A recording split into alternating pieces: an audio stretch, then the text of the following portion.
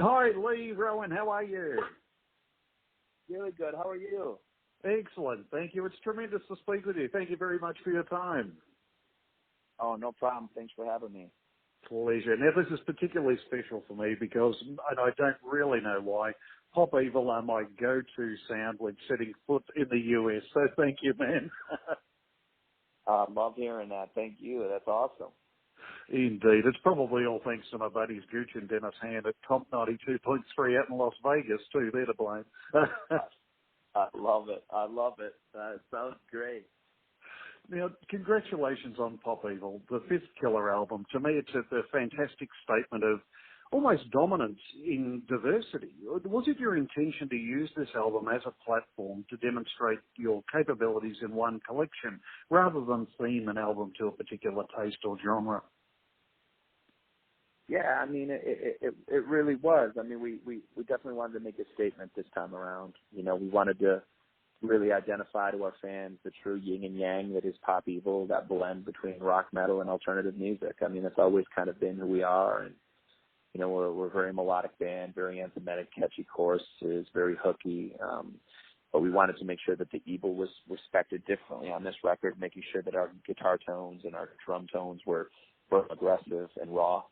We could sound as much like our live show as possible. Oh, you certainly achieved that. I mean, Waking Lions, a perfect example of your ability to marry metal and melody, as it were. It has all the essential elements of contemporary appeal. The listener imagines hearing the track live and almost faints. It passes the goosebump test with flying colours. But most of all... Oh, I love it. Sorry? No, I love it, and I love hearing that. It's awesome. And look, most of all, a song this great must have been written from a very honest place. What was the influence behind this one? Yeah, it was a tough song, man. I mean, every now and then you get those songs that just are special. You know, they feel bigger than you from the minute you demo them. And this was one that kind of spearheaded the whole movement that was this fifth album. There's always, that song that just kind of awakens something in you, you know, and reminds you why you love doing this in the first place. And Waking Lions was that song for me. And, you know, I demoed it last March and demoed it by myself with some other buddies in L.A. and was really trying to do some things different with the guitar aggression and some different tunings. And, you know, I write music and lyrics, so, you know, I kind of was just kind of seeing what I can, seeing where my body, seeing where my emotional state was taking me, you know, and it's I write more from a lyrical perspective. The band writes more from a musical perspective. So, you know, when we come together, we kind of blend that. But this was a little different. You know, I was out there in L.A. again, like I said, and as we started to demo it, it just became clear that the hook was just so infectious, and I had no verses. And I think literally till the fourth quarter, which was right up until around the end of July, early August, when we were the last day in the studio, we knew that the song was going to be a single. I had dropped 15 different versions of the verse, and I hated them all. I was like, I was rapping on it, I was aggressive, I was screaming on it, like more like metal, and it just you know, it just wasn't natural. I remember I went to Cato, our producer, and I'm just like, dude, there's something missing, you know, and he's like, I've got this original melody that I've always been humming since day one, and it's in a different key as the band, but it's melodic and it flows. It seems more Pop Evil in a way. And he goes, well, let me hear it, you know. And of course, the version is exactly how it is now. And then he flipped. He's like, oh my God, that's it right there. That's what we've been looking for. And you know, it just the pressure that I put. You know, I remember even playing that song for my buddies, you know, in the early stages, and I was like, wow, this could be the biggest song that we've written in a long time if I don't screw up these verses, you know. And I it was so hard for me. It was just so close to the song that I didn't know if I was going to literally be able to get these verses perfect. And you know, just kind of when there's a higher power and there's just that force that is music is rolling through. Sometimes there's a bigger plan, and you just have to trust it and let the song just be what it's going to be. And it's just amazing how the song has only been out for a couple of months, and it's already just having such a huge positive impact on people. It's very rewarding but humbling at the same time. Oh, I can only imagine. You've explained it so beautifully. I was going to ask you about sequencing, but really the whole story behind it is so pop evil. It's brilliant. It's no wonder that in the clip you allow us a little bit of a look behind the curtain, as it were. You don't often see Hayley smiling at the clip, but she's loving it. As are Nick, Matt and Dave, they're just enjoying it so much. Yeah, I mean, we're all at a very interesting place, you know, like we're all healthy on and off the stage. We're really focused on the craft and our individual crafts as well. You know, I mean, I'm vocal training every day before the show with my trainer for every show. I mean, it's brutal, it's disciplined, it's sacrifice.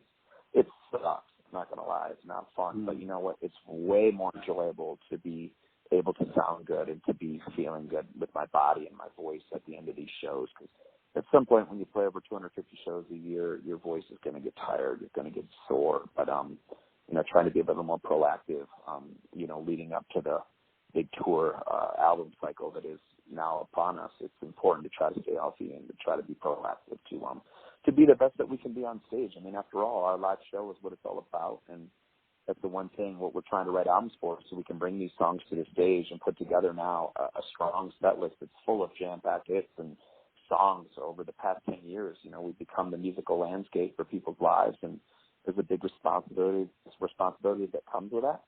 So, you know, we're excited to now be able to take that next step.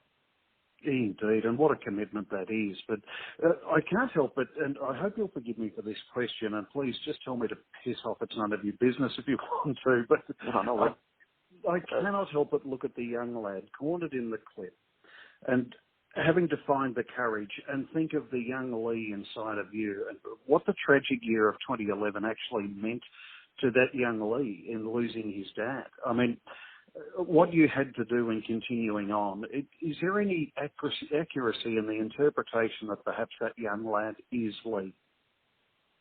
Yeah, I mean, I don't really think about it necessarily like that. I mean, Torn to Pieces is a whole different animal. I mean, I think it's more of a cry for the Waking Lions video that is. It's more cry to the youth and all the young Pop Evil fans that are out there trying to find their own identity. And I think the young Leigh can relate. When I was, you know, a mixed Indian, Canadian, American kid that wanted to be in a rock band, when I looked more like Zach De La Rocha than I did Robert Plant, you know. But there's definitely instances of those great rock legendary bands, but there's also, you know, infusion of the hip-hop world that was Michigan. I mean, I'm very much a product of the state that I grew up in. I mean, it was Kid Rock and Eminem. That's all we got fed. It didn't matter if you were at Walmart or it didn't matter if you were at JCPenney.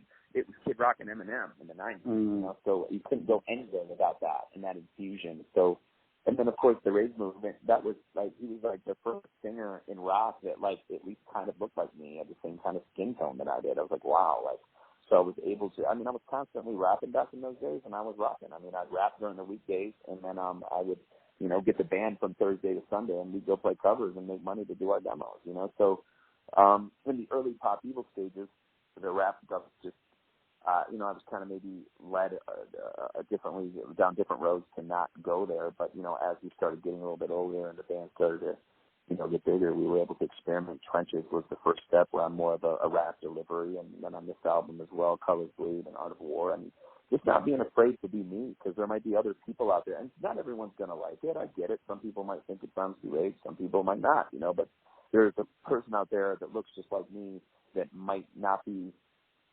open to rock music because it's just not relatable visually for them.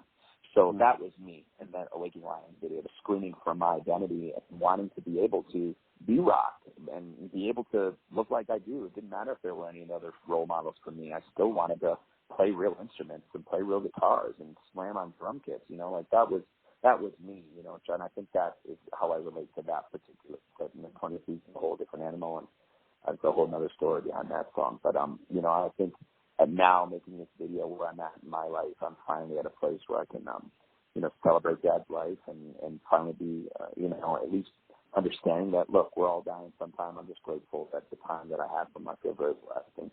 And he'd be proud to see where the band is now, and just that the fact that we're helping people and bring positivity musically to people's lives. So, you know, that's kind of the story of that.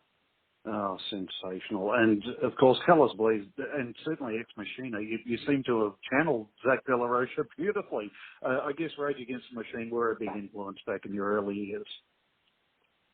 Well, it was interesting with Rage. You know, like when Rage broke up. I mean, I was one devastated teenager. You know what I mean? I was so sad, and the only way I could get more Rage Against the Machine was to learn how to do it myself. So I mean, I think it just happened naturally.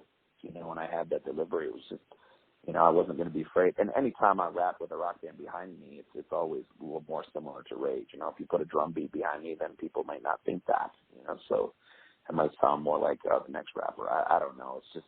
It's just kind of, again, just delivery. It's about not living in a box. That's the one thing about this album that really shines bright. It's the unity, standing united rather than being divided. You know, it's so important to us without these subdivisions that are rock music. And it's just important, man, that we create more opportunities to be experimental and to, you know, give our genre ways to continue to grow and bring more youth to it where we can, you know, have longevity. I mean, I think, like, you know, rock's it's in a transitional state, and it's important for us as leaders and frontmen of these bands that are up and coming now to educate, lead by example, and to teach our fans that, you know, it's important not to just put ourselves in a box, you know, now especially in today's changing social media era. I mean, we're fans too. We're influenced by, you know, all kinds of different genres of music. It's not fair that fans can listen to whatever they want, but musicians have to live in these certain isolated boxes and windows. It's a new time for music, and it's open that it's almost a singles business now, right? You can sound like this today, sound like that tomorrow. It's just important for us as rock fans to make sure that we can somehow tie that all in together to make it cohesive. So hopefully it's easy for our fans to channel. So that's kind of it in a nutshell. Oh, wonderfully put, because that rings so true with a track like The Art of War. I mean, the melodic shift that really is your signature when the line comes, fuel the fire, ignite the flame, the art of war. Just in case we'd forgotten, in amongst that track, who we're listening to, I mean, you put that hook into us. It's real genius.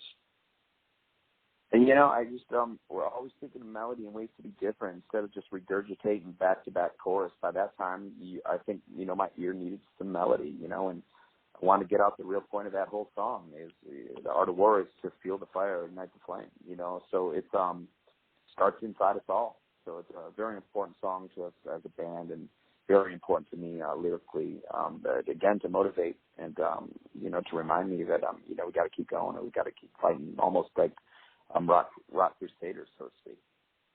Now, with Be Legendary, it's remarkable to me because the potential was certainly there to launch into another soaring sensation, but you've really put the reins on a bit and resisted the temptation to, I guess, overcook it. It works so well. Did you find yourself reining it in at all? Sorry, you clipped out a little bit. Can you give me the end of that question again? Yes, certainly. Did you find that you were reining in Be Legendary? What do you mean by reining in?